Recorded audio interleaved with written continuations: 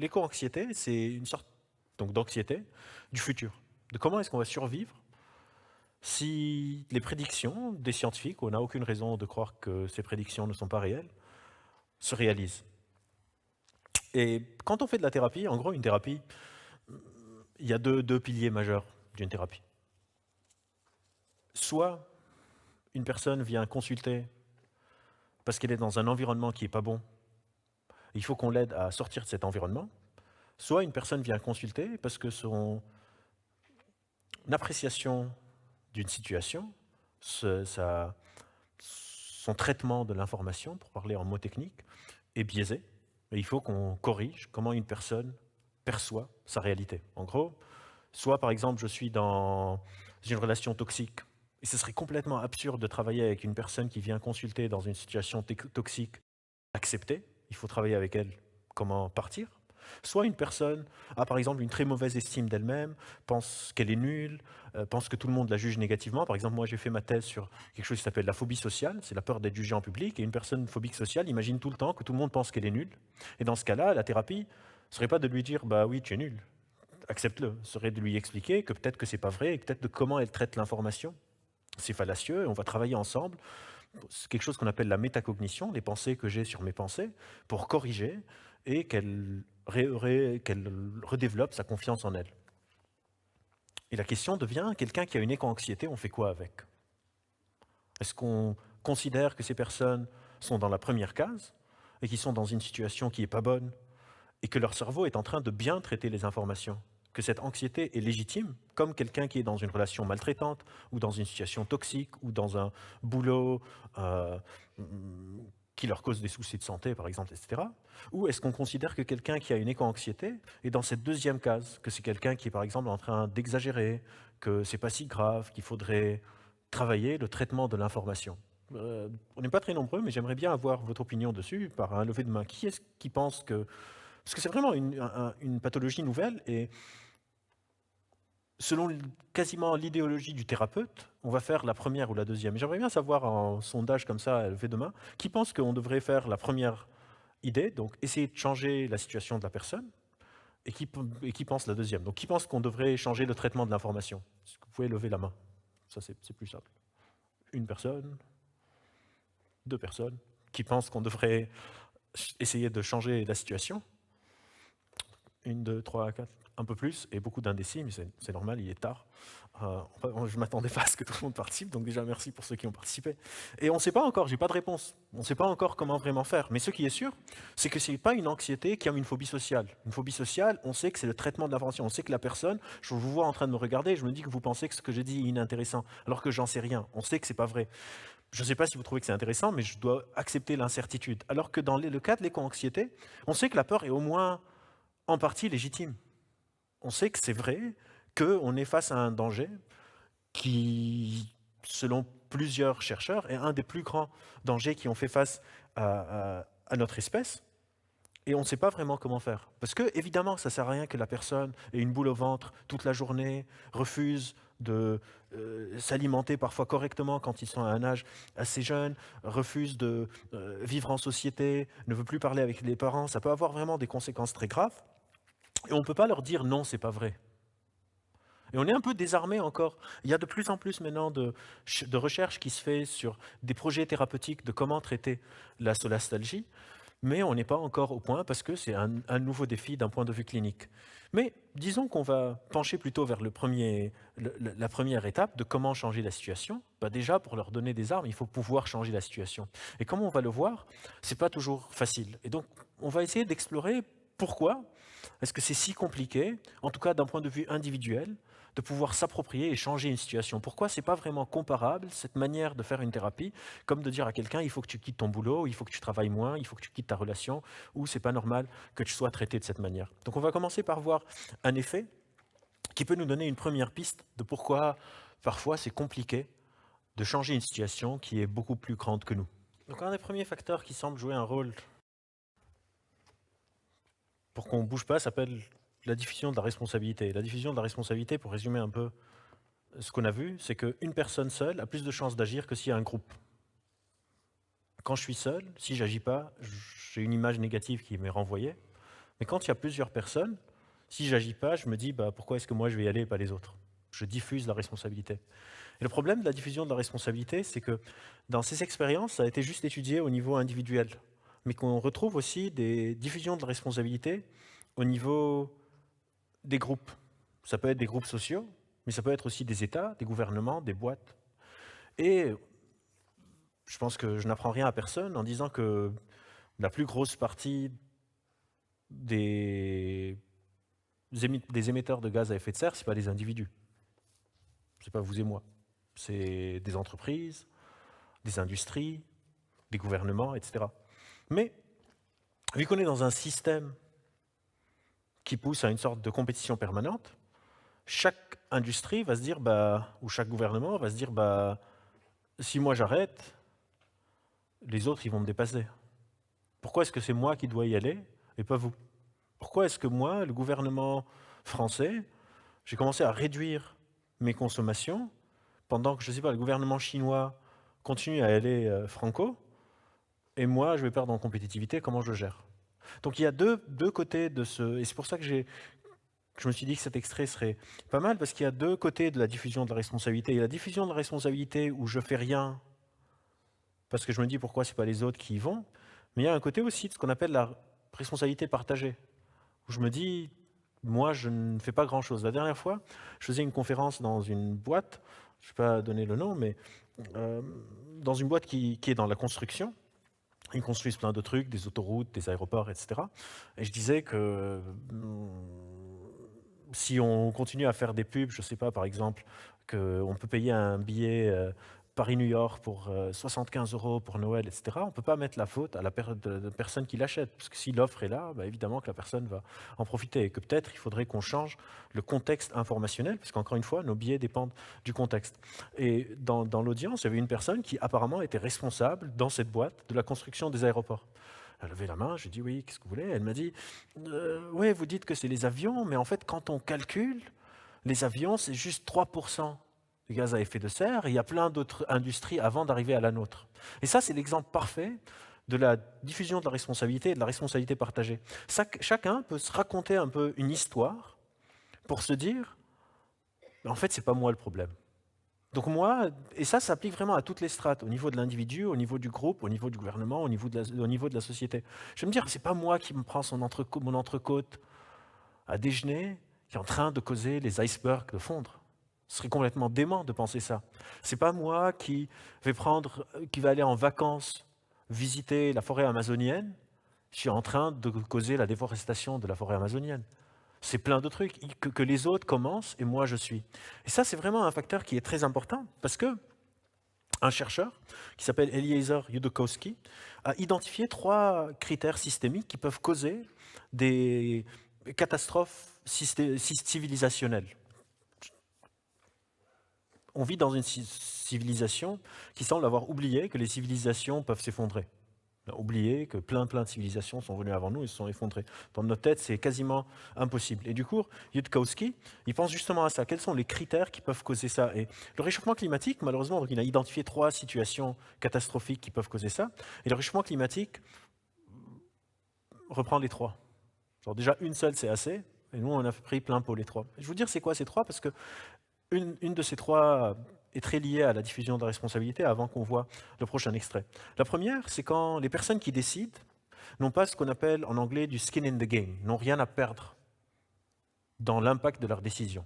Je vous donne un exemple un peu cynique, mais c'est pas grave. Imaginez que moi, je suis le ministre de la Santé. Si je suis le ministre de la Santé, franchement, je sais que je peux trouver des places à l'hôpital pour mes proches. Genre, clairement, je suis le ministre de la Santé, on est des animaux sociaux. Si un membre de ma famille est malade, je vais lui trouver une place. Du coup, si moi je ferme des lits, ça ne m'impacte pas personnellement plus que ça. S'il y a un bénéfice secondaire à fermer des lits, je vais le faire. Pour le réchauffement climatique, c'est un peu la même chose. Si moi je suis un décideur, donc on est dans une société un peu pyramidale, je suis un décideur et les conséquences de ma décision ne me fait pas payer quelque chose, voire me désavantage, je ne vais pas le prendre. Et la majorité des plus gros pollueurs ont des biais qui font qu'ils n'ont aucun avantage à se tirer des balles dans leurs propres pieds.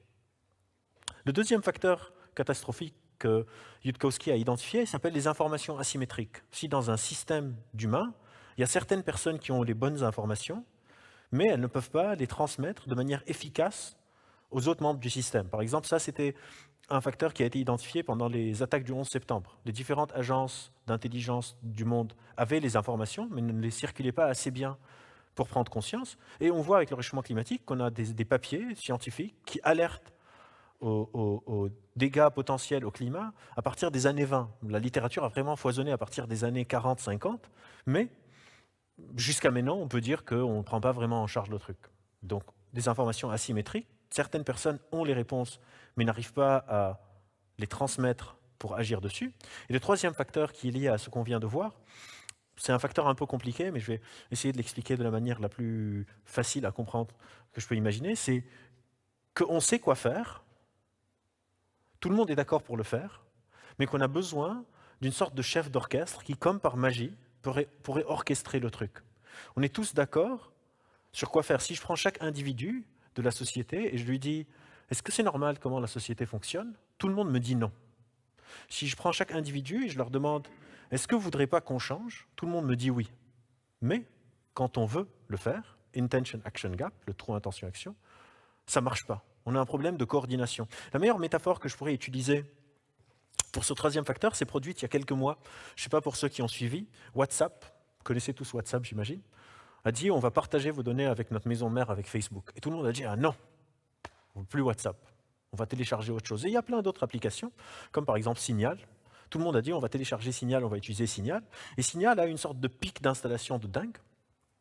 Et au bout d'une semaine, tout le monde était à nouveau sur WhatsApp. Le coût de changement de l'application, qu'est-ce qui se passait? Il y avait une sorte de responsabilité partagée, de diffusion, de problème de synchronisation, où moi j'installe Signal et j'ai mon groupe de famille. Et sur mon groupe de famille, il y a ma tante. Et ma tante est encore sur WhatsApp. Du coup, ma mère me dit on ne peut pas faire un groupe sans ta tante. Donc garde WhatsApp juste pour qu'on utilise ce groupe. Et il n'y avait pas ce problème de coordination, parce que ma tante sait installer des applications. Il y avait ce problème de comment est-ce qu'on orchestre pour se dire demain, 9h du matin, tous on désinstalle WhatsApp, tous on installe Signal. Si on arrive à faire ça, c'est directement fait. Si tous les pays, toutes les organisations décident que demain on va changer comment on fonctionne, et qu'il n'y a pas tous ces mécanismes groupaux qui sont en jeu sur les projections de pourquoi est-ce que moi je commence, pourquoi est-ce que je ne diffuse pas, etc., on a des solutions qui sont prêtes. Ce n'est pas vrai qu'on n'a pas de solution. On a un problème d'implémentation de la solution. Et ces facteurs groupaux viennent enrayer l'application de quelque chose qu'on pourrait tous appliquer. Le biais de confirmation est probablement le biais le plus connu de tous les biais cognitifs. En gros, le biais de confirmation, c'est quand on va choisir les informations qui confirment ce qu'on croit déjà et mettre de côté ce qu'on ne croit pas. Et ça, c'est possible à cause de ce que je vous ai dit au début. On a des ressources attentionnelles et perceptives limitées, donc on ne peut pas se rappeler de tout. On est tous tout le temps en train de choisir. En anglais, on dit « pay attention ». Et j'aime beaucoup cette expression parce qu'il y a cette notion de dépenser notre attention, le mot « payer ». On est tous tout le temps en train de décider comment est-ce qu'on paye notre attention, comment est-ce qu'on paye notre mémoire. Qu'est-ce qui m'intéresse? De quoi est-ce que je me souviens? Qu'est-ce que je mets de côté? On est tous tout le temps en train de délibérer sur ces choses. Par exemple, là, ça fait je sais pas, une trentaine de minutes que je vous parle et vous ne vous souvenez pas de tout. Et moi, je serais incapable de répéter tout ce que j'ai dit de toute façon aussi. Il y a certaines choses qui vont peut-être vous impacter plus que d'autres. Et dans un monde où on a énormément d'informations, que ce soit par les réseaux sociaux, par Internet, etc., ça devient un peu comme un buffet. Chacun peut aller choisir les informations qui l'arrangent. Et il y aura toujours des informations qui disent tout et son contraire. Et on ne sait pas quel est le poids de ces informations. Je ne sais pas combien d'articles viennent dire que ce truc est important, combien d'articles viennent dire que ce truc n'est pas important. Par exemple, je peux trouver des articles qui disent la meilleure chose qu'un individu peut faire contre le réchauffement climatique, c'est de ne pas manger de viande. Mais je suis sûr que je peux trouver sur Google, si je tape « c'est pas vrai », au moins 1, 2, 3, 4, 5, 10 articles qui peuvent me dire qu'en fait, on s'en fout de la viande. Et vu que j'ai des ressources limitées, je ne peux pas me souvenir de combien d'articles existent dans ce camp pour pouvoir les pondérer. Peut-être qu'il y a 100 000 articles qui disent ça et il y a juste 20 qui disent ce truc. Mais mon biais de confirmation va me permettre de délibérer vers le truc auquel je tends avant. Et le biais de confirmation vient sous-tendre un autre biais qui est très puissant, qui s'appelle le raisonnement motivé. Le raisonnement motivé, c'est la métaphore que j'aime bien utiliser, parce que je trouve qu'elle marche relativement bien pour expliquer ça. C'est comme si j'ai deux manières de réfléchir. Soit je peux réfléchir comme un détective, je suis les preuves et j'arrive à ma conclusion. Soit je peux réfléchir comme un avocat. J'ai la conclusion de mon raisonnement, et parce que mon attention est limitée et ma perception est partiale, je vais choisir les informations et les réarranger pour arriver à la conclusion de mon raisonnement. Et donc, quand je suis en raisonnement motivé, la réalité n'est pas... Les faits ne sont pas très importants, vu que je peux piocher des faits, même s'ils sont anecdotiques, pour prouver ce que je crois déjà. Et donc, si moi je suis dans ce qu'on appelle des choix par défaut, on va faire pas mal de biais pour expliquer cette notion, parce que les biais ne viennent jamais seuls, c'est vraiment des sortes d'engrenages pour sous-tendre une sorte de croyance. Si moi je suis dans un choix par défaut, par exemple je suis habitué parce que je suis dans une culture qui adore la charcuterie, c'est très compliqué pour moi de me dire je vais abandonner ce truc. Je vais aller faire un raisonnement motivé pour me convaincre que ce truc n'est pas très important. Et il y a plein de manières de se donner un peu bonne conscience. Parce que si moi je pense, encore une fois, rappelez-vous que notre trame, c'est cette contradiction entre nos intentions et nos actions. On dit tous que c'est très important et on ne fait rien derrière. Et quand on a des contradictions comme ça, on rentre dans une sorte de clé de voûte de la psychologie humaine qui s'appelle la dissonance cognitive. La dissonance cognitive, c'est quand j'ai deux croyances qui sont en contradiction, ou une croyance et un comportement, ou deux comportements. Donc moi, je me dis, le climat, c'est hyper important, j'ai vraiment envie d'aller faire ces vacances à Los Angeles. Je sais que l'avion n'est pas très bon, ça me fait une dissonance. Et dès qu'on est en dissonance, il faut qu'on retrouve une consonance. Et les biais de confirmation vont me permettre de retrouver cette consonance. Par exemple, je vais pouvoir sortir de cette dissonance en regardant sur le site d'Air France et voir que je peux payer en arbre le carbone que j'aurais relâché. Genre, je ne sais pas comment ça s'appelle en français, ça s'appelle en anglais du carbon offset. Je vais aller payer et me dire, voilà, genre j'ai pris l'avion, mais on va planter des arbres derrière qui vont transformer le CO2 que l'avion a rejeté en oxygène, et je suis bon. Alors que ce n'est pas du tout vrai. C'est juste un truc de marketing, parce que les arbres, le temps que ça fasse ça, probablement que tout se sera effondré de toute façon. Et il y a des pistes pour tout, pour tous les sujets qui existent, pour que je ne change pas. Je vais me dire, par exemple, je recycle chez moi, donc c'est pas grave si je bouffe de la viande 3 fois par semaine. Je vais me demander, est-ce que vraiment c'est à moi de faire le truc? Diffusion de la responsabilité. Mais aussi, parfois, on va arrêter d'essayer, parce qu'on croit que c'est plus possible. Parce que nos biais de confirmation fonctionnent d'un point de vue positif, mais nos biais de confirmation peuvent fonctionner aussi d'un point de vue négatif. Par exemple, il y a un état très handicapant psychologique qui s'appelle l'impuissance acquise. L'impuissance acquise, c'est quand j'essaye plus de faire quelque chose parce que ça ne sert à rien. Parce que de toute façon, on ne peut pas y arriver. Mais je vais vous expliquer vite fait, je pense qu'on a le temps. On a le temps. Je vais vous expliquer vite fait un peu comment on a découvert cet état d'impuissance acquise et combien il est présent chez les humains. C'est pas sympa, c'est dans les années 60, mais du coup on faisait pas mal d'expérimentations animales, mais c'est comme ça. En gros, on va prendre deux cages et mettre un chien dans chaque cage. On va appeler ça, pour que ça soit simple, le premier chien dans la première cage, le chien A, et le deuxième chien dans la cage B, le chien B. Et les deux cages sont identiques, et le setup est très simple. Il y a une lumière, il y a un levier, et le sol est électrifié. On peut en gros électrocuter les chiens pour leur apprendre quelque chose. C'est un choc électrique qu'on appelle aversif. Les chiens ne vont pas mourir ni avoir des séquelles très graves, c'est juste que c'est pas cool, et ils essayent d'éviter le choc électrique. Et dans les deux cages qui sont identiques, il y a une seule différence.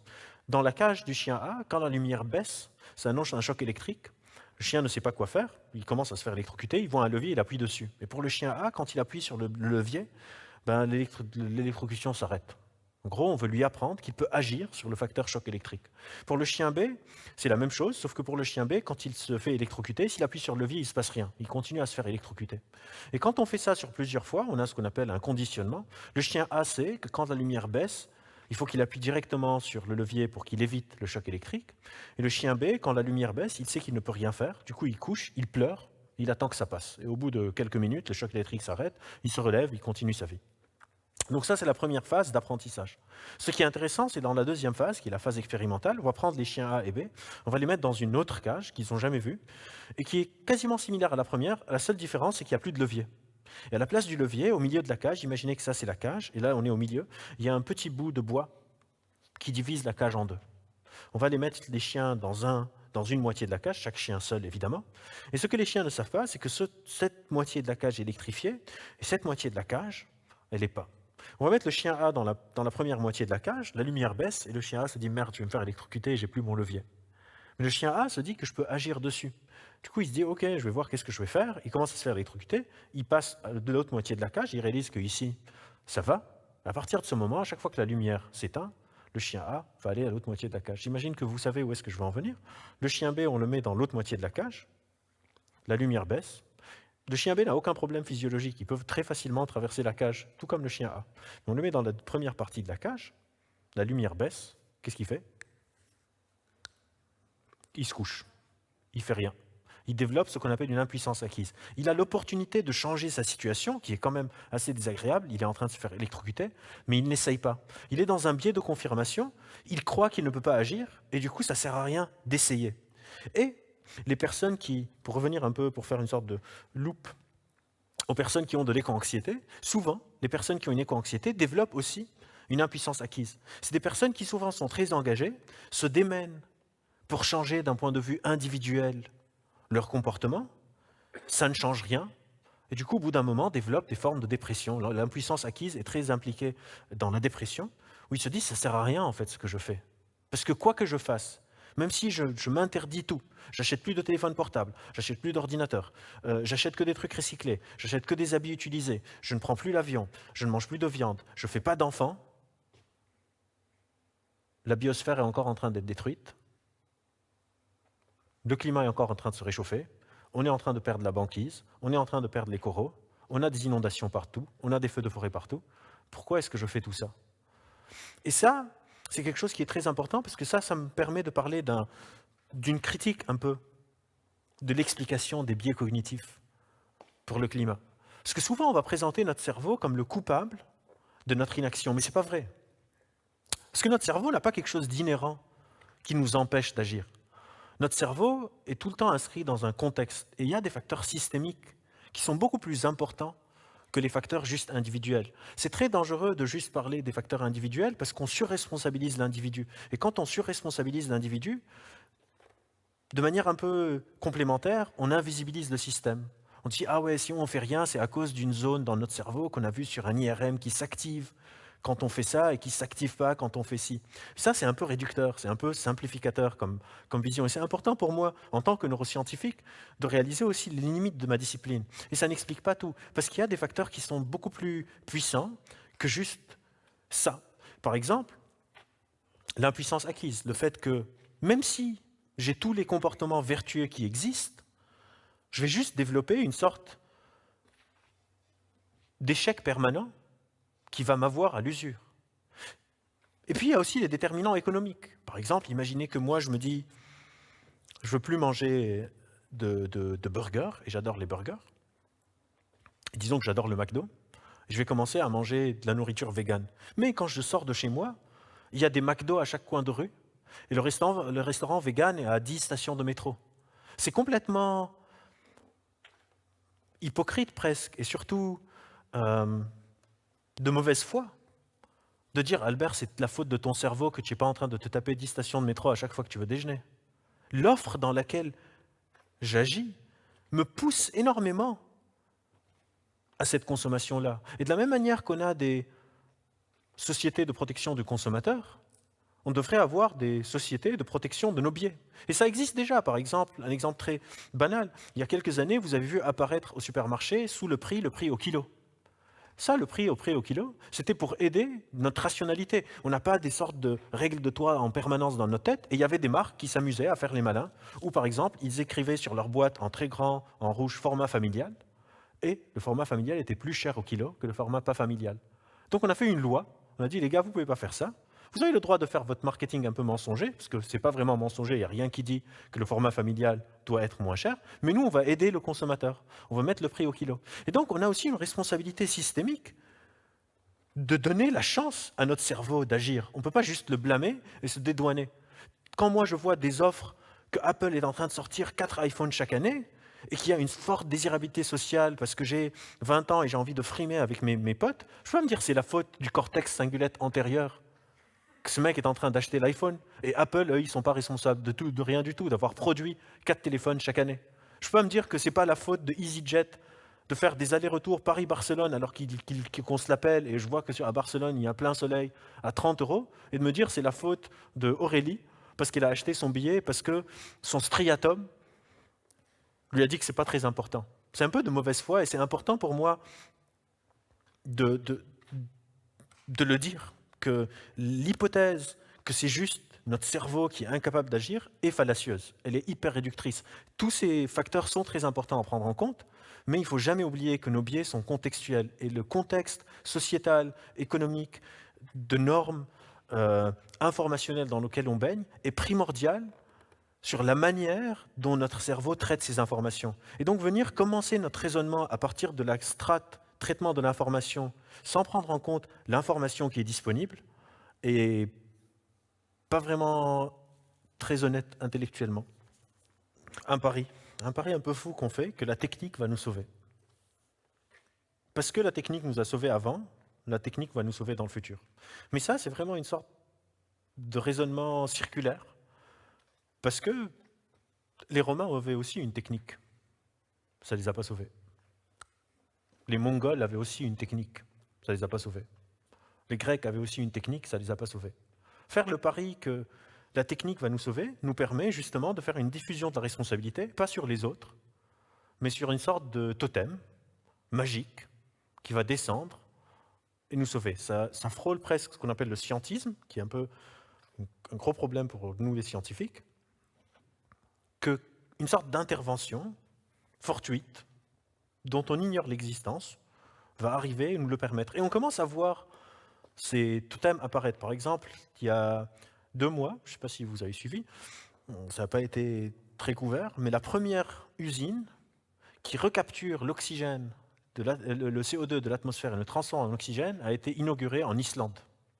En gros, on a dépensé des millions pour construire un arbre, mais sous forme d'usine. Et c'est vraiment une sorte de métaphore de notre problématique. On aime bien créer des problèmes, les résoudre mal et se dire « voyez, ça marche ». Et cette forme d'abandon à la technique est une forme de nouveau climato-sceptisme. Il y a de moins en moins de gens qui disent « le réchauffement climatique n'existe pas ». Mais il y a de plus en plus de gens qui disent « on n'est pas obligé de faire quelque chose parce qu'on va résoudre le problème de toute façon ». Et ça, c'est tout autant une manière de se déresponsabiliser, de ne pas agir. Et je ne sais pas comment on va résoudre ça, parce que c'est une croyance très très ancrée, parce que l'espèce humaine, en gros, dans mon métier, nous les humains, on est en compétition pour expliquer le monde. Le monde est quelque chose d'ambigu, ça prendrait pas mal de temps pour vous expliquer le pourquoi du comment, mais en gros, on ne sait pas trop quel récit on va se raconter. Et on est une espèce qui aime bien se raconter des récits, et il y a une compétition sur ces récits. Et le récit de la technocratie est un récit très puissant, parce qu'on a éradiqué des maladies, etc. Mais on ne voit pas un peu la face obscure de tout ça. Oui, on a éradiqué des maladies, on a de l'électricité, on a machin, mais on a aussi détruit 50% de la biosphère, on a détruit une grande partie des ressources naturelles, on a pillé une grande partie des ressources naturelles. On a maintenant, pour ceux qui travaillent un peu dans les industries des matières premières, on a un gros problème de pénurie de matières premières. On a un gros problème de fabrication. Maintenant, aux États-Unis, c'est quasiment impossible d'acheter une voiture parce qu'il n'y a plus les puces, en partie à cause de Covid, mais en partie aussi à cause du pillage des ressources limitées qu'on a sur la Terre. Et donc, notre progrès technique vient aussi à un prix.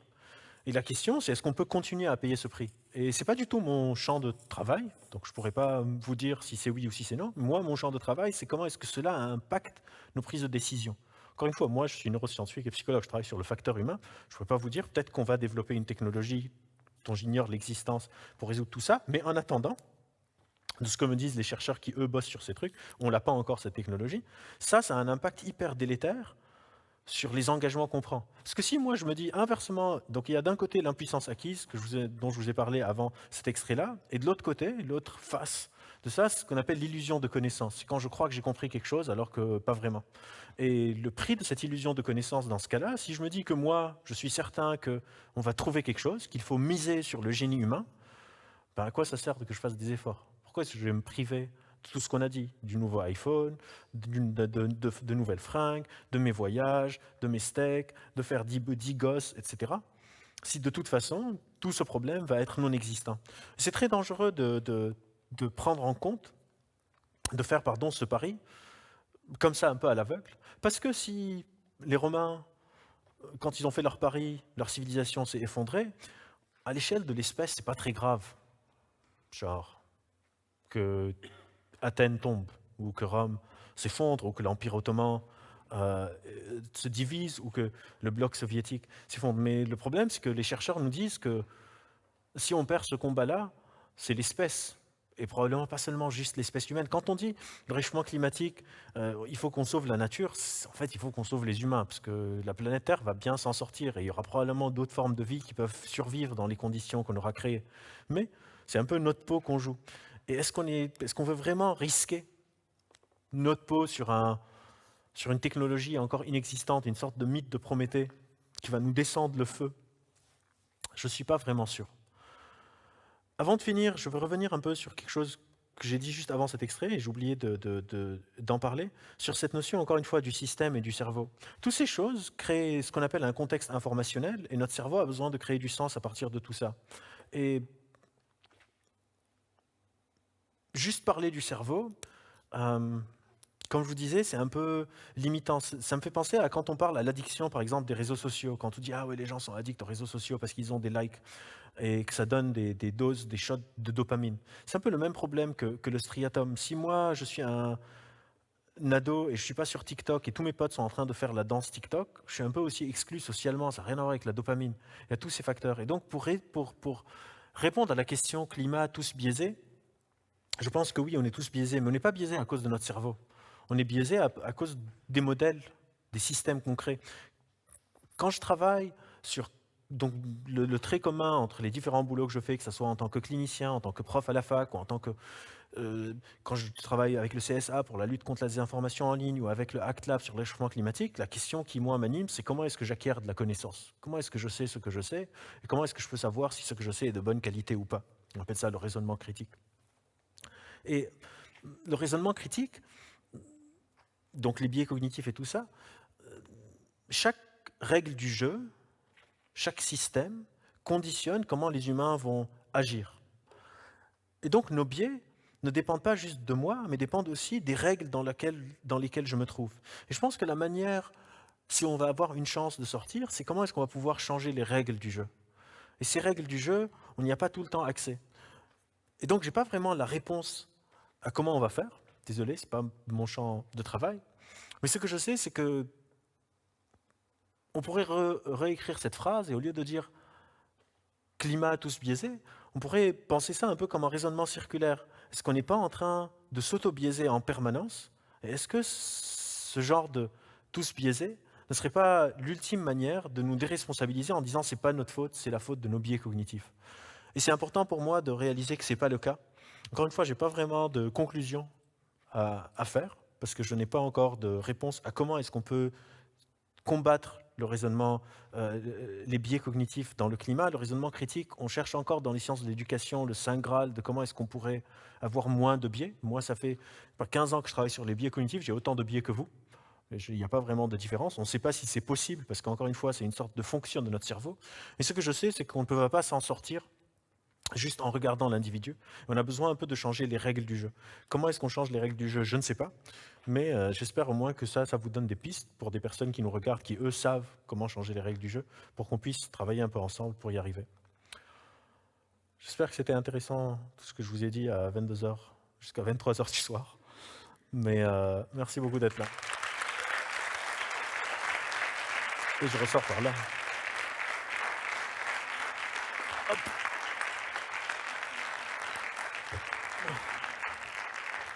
Merci.